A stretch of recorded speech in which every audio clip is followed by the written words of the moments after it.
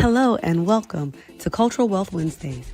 I'm thrilled you joined us today for what I believe will be a transformative conversation about recognizing, honoring, and leveraging the incredible assets that exist within our diverse communities.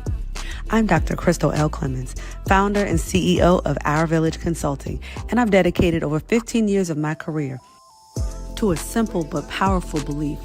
Every student, every family, and every community possesses incredible wealth that, when recognized and cultivated, can transform educational outcomes. As someone who has spent my career in school counseling and counselor education, I've witnessed firsthand how traditional deficit-based thinking can limit our vision of what's possible. But I've also seen the magic that happens when we shift our perspective to recognize the cultural wealth that surrounds us every day. Cultural Wealth Wednesdays is our weekly space to explore, celebrate, and learn how to leverage the diverse forms of capital that exist in our communities, what researcher Terry Yosso calls community cultural wealth. We're talking about the aspirational capital that drives families to dream big for their children, the linguistic capital found in multilingual households, the familial capital that creates strong support networks, the social capital built through community connections, the navigational capital that helps families persist through challenges, and the resistant capital that emerges from communities advocating for change. Each Wednesday, we'll dive deep into practical strategies for identifying cultural wealth in your school or community, building authentic partnerships that honor diverse perspectives, creating programming that builds on existing community assets, challenging systems that perpetuate deficit thinking, and developing your own cultural competence as an educator or leader. Cultural Wealth Wednesdays isn't just about changing how we think. It's about changing how we act. It's about building the kind of inclusive, asset-based educational communities where every child can thrive. So let's begin this journey together. Let's challenge ourselves to see wealth where others might see deficits. Let's build bridges where others might see barriers. Let's create the villages our children deserve. Hello, everyone. Welcome back to another Cultural Wealth Wednesday. I am so glad that you have chosen to watch this video and be here today. So today, we're going to talk about something that's really powerful. We're going to talk about resilience. We're going to talk about something that communities have used to survive and thrive through generations of adversity. Aspirational capital.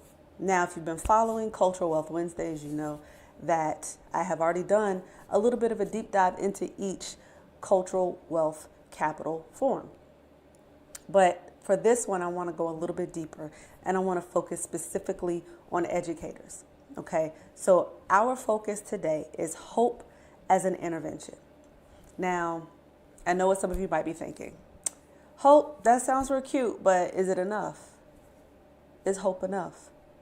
Some of you might be old enough to remember Reverend Jesse Jackson, Keep Hope Alive. I want you to stay with me, though, because what we're talking about today isn't just wishful thinking.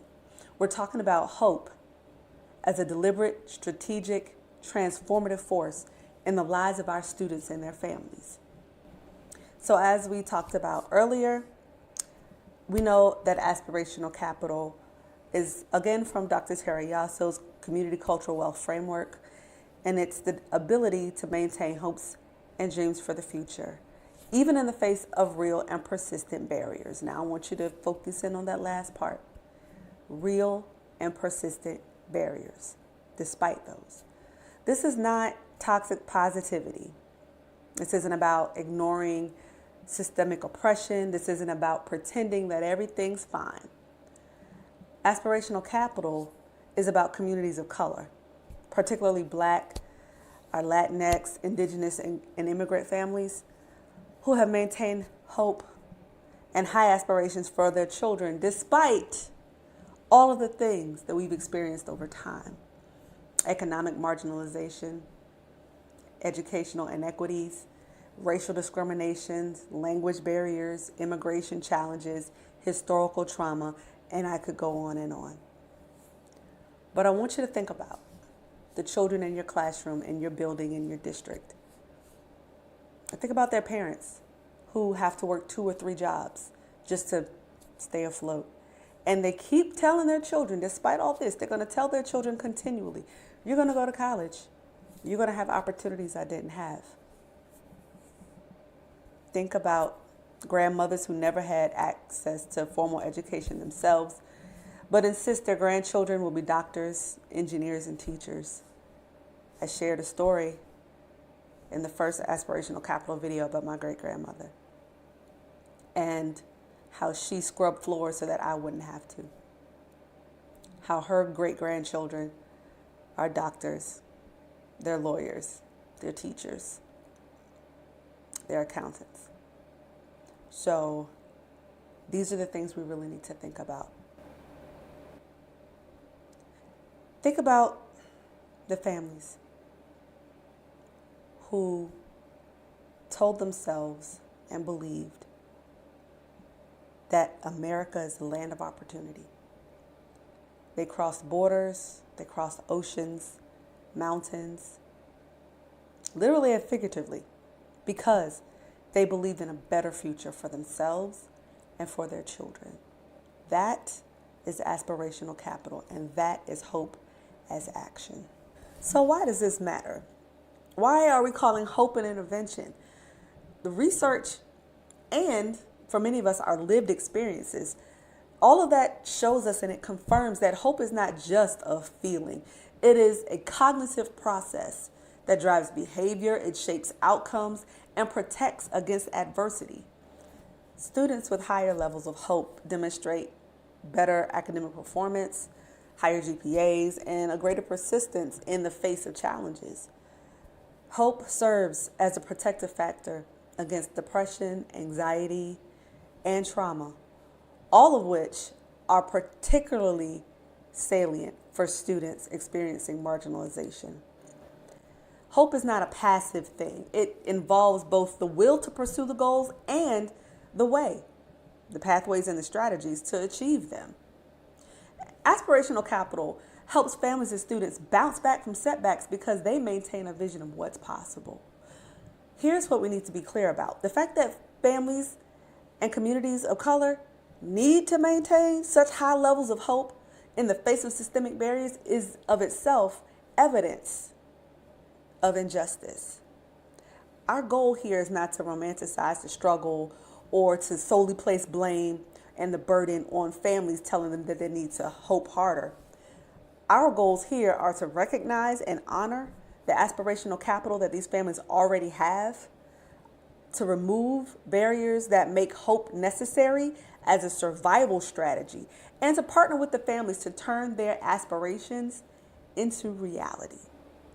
Some of you may be old enough to remember a McDonald's commercial back in the day.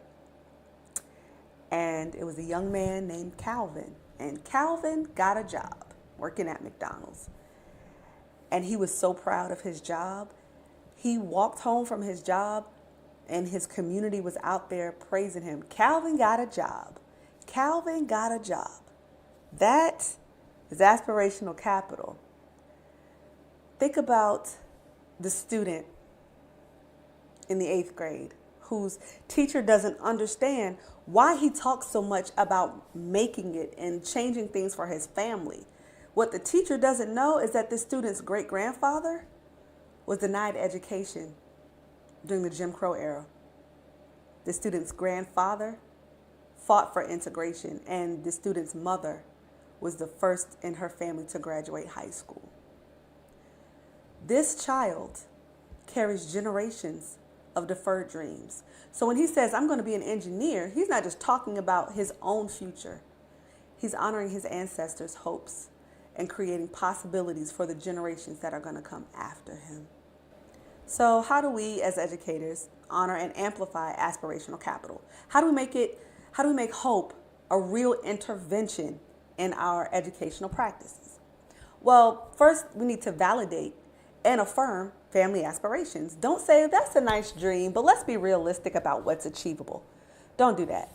Instead, say, I love that you have such high hopes for your child. Let's work together to create a plan to make that happen.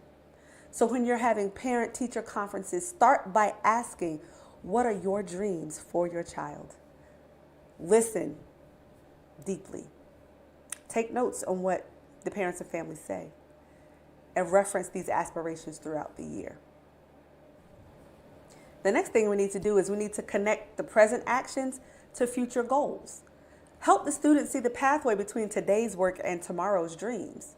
So if you have a student who has expressed interest in becoming a veterinarian and you're teaching biology, for example, this is when you go to that student and say, I know that you want to be a veterinarian. So this biology unit that we're starting, this is the foundation. So let me show you how today's biology class is going to help connect to your future goal of being a veterinarian. Maybe do an activity creating vision boards, goal maps, where students articulate their aspirations and then they identify the specific steps, skills, and supports that are necessary. It's not enough to just have the vision, but you need to write the vision down and make it plain and create a plan. Representation matters. Students need to see people who look like them, who come from communities like theirs, and who have achieved what they want to achieve. This is when we go to the community to come in to the school. This is when we bring in guest speakers from diverse backgrounds. We share stories of successful people from similar communities. We highlight contemporary figures, not just historical ones. And then we show the diverse career pathways, including the non-traditional routes. This is the balance, though. You have to acknowledge the real obstacles while maintaining belief and possibility. That is a balance that communities of color, marginalized communities and families know all too well. So when you're working with these students and these families, don't say college is really expensive, so you might want to consider other options. Don't do that. Instead say, college is expensive, and let's figure out a way to make it work. Let's look at some scholarships, some financial aid, some work study. Let's explore all of the options together. School counselors, I am talking to you. This is what you do. Help them find a way to make it work. Help them become more knowledgeable about resources like financial aid, the scholarship programs. Some universities and institutions have bridge programs, mentorship opportunities, all of these things. This is where the aspirational capital comes in and meets navigational capital. But we'll talk about navigational capital another day. Create a culture of high expectations. Aspirational capital thrives in environments where high expectations are the norm, not the exception. Students will rise to the expectation that you set for them. So if your expectation of a student is low and you have no hope for them, then don't be surprised when they perform to your expectation. Lift your level of expectation. Have hope for these students. Ensure all students have access to a rigorous, engaging curriculum. And if they don't, you need to figure out why, and you need to remove that barrier. Challenge deficit narratives about those kids or those families. That's racist coded language that you think we don't understand, but we do. So check yourself. Don't use that type of language. Instead, use language like when you go to college, not if you go to college. And if you say that and they say, well, I don't want to go to college. Okay, let's discuss. What do you want to do and how can I help you get there? Celebrate the progress and the persistence, not just the final outcomes. Don't wait until the end of a term or a quarter to praise a student for their grades. When you see them progressing along the way, praise them along the way. Hope flourishes in relationships where students feel seen, known, and believed in. Learn about each student's aspirations individually. Check in with them often. Ask them, how's your journey towards being an astronaut, being an attorney, being a teacher? How's that going? Share your own stories of hope and persistence. Again, representation matters. I told a student one day who said, I came from the hood, so, oh well. And I said, what neighborhood did you grow up in? And she told me. And I said, oh, I know somebody who grew up in that neighborhood. And she's got a doctorate, and she's an elementary school principal. And they were like, for real, who is that? I said, my mother. My mother came from the exact neighborhood that you did. You can make it out too.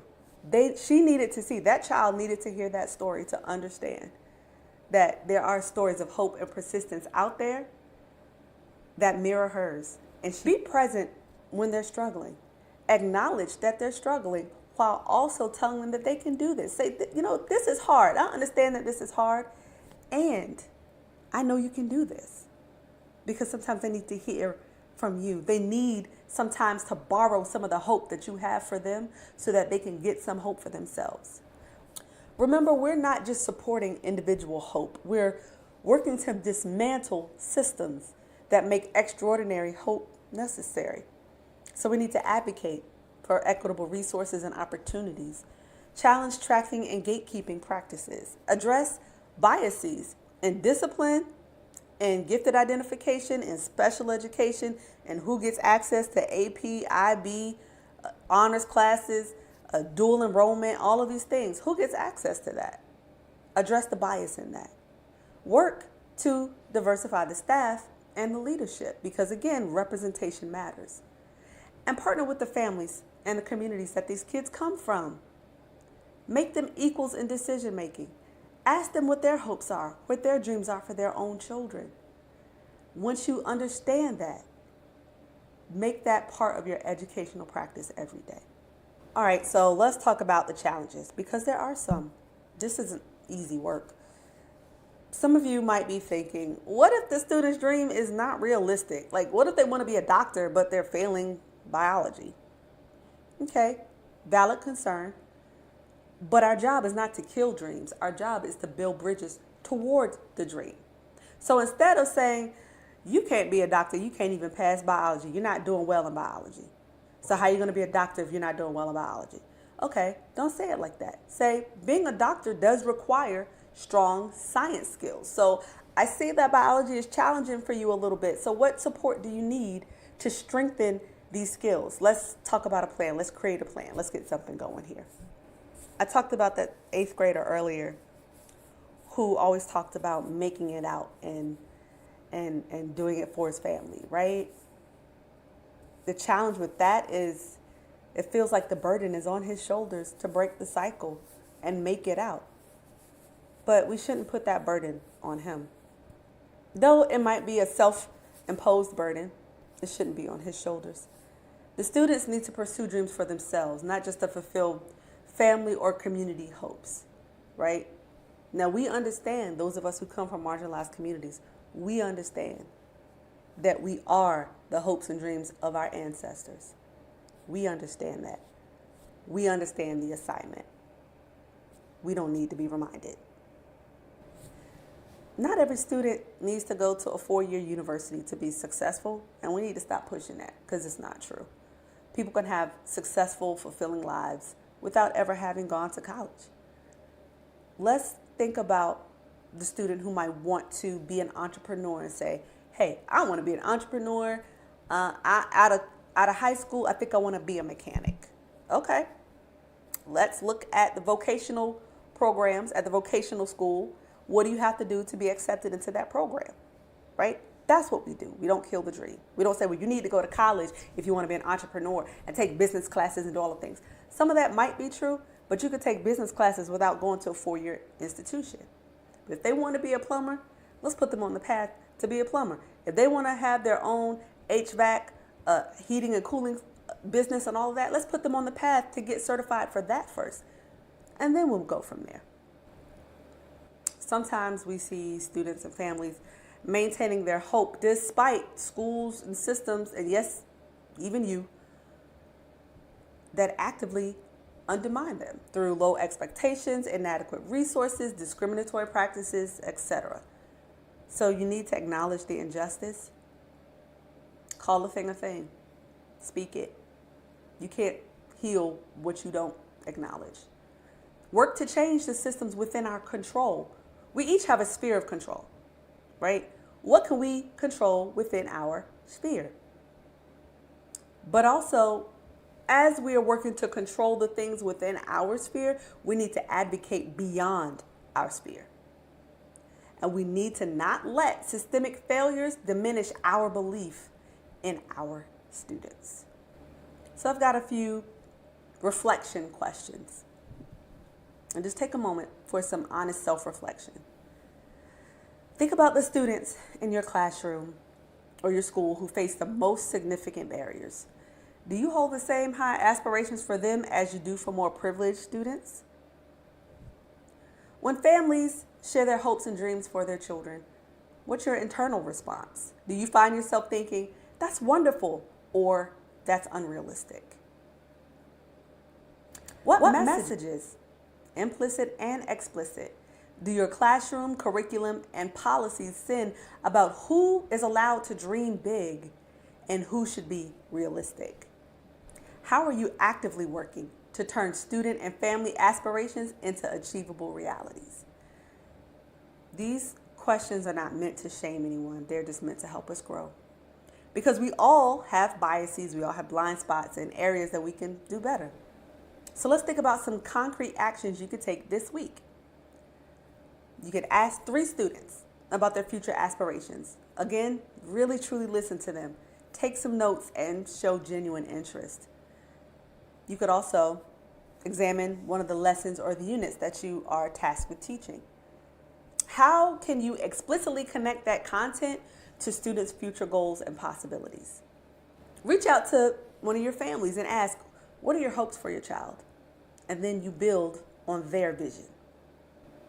Identify a barrier within your classroom, within your school, or within your system that limits students' access to opportunities, and what is one action you can take to address it.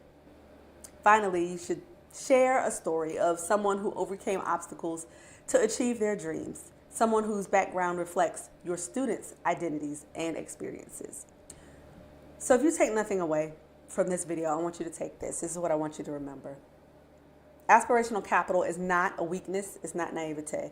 It is a profound strength that communities of color and other marginalized communities have cultivated through generations of adversity. Hope is not passive. It's not wishful thinking. It is active. It is strategic. And it is an intervention that drives behavior. It shapes outcomes and sustains communities through struggles. Our role as educators, we're hope amplifiers, hope dealers. We're barrier removers. We are bridge builders between aspiration and achievement. Every student that comes into your classroom, into your school, into your district, carries dreams with them.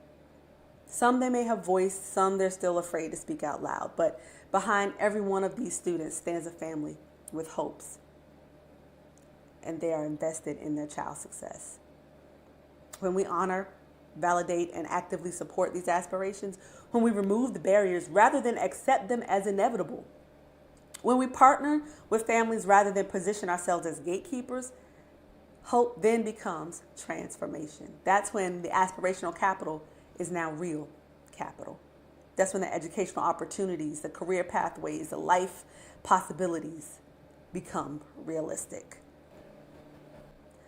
So here is this week's Cultural Wealth Wednesday challenge. Be someone's hope amplifier. See the dreams in your students' eyes and fan those flames. Work alongside your families to turn aspirations into action plans. And never, ever underestimate the power of believing in a young person's future. That does it for this week's Cultural Wealth Wednesday. Thank you for being here. Again, hit that notification bell, hit like, and subscribe to the channel if you haven't already. Thank you for doing this work. And thank you for being the kind of educator who sees hope not as a luxury, but as a necessity and as an intervention.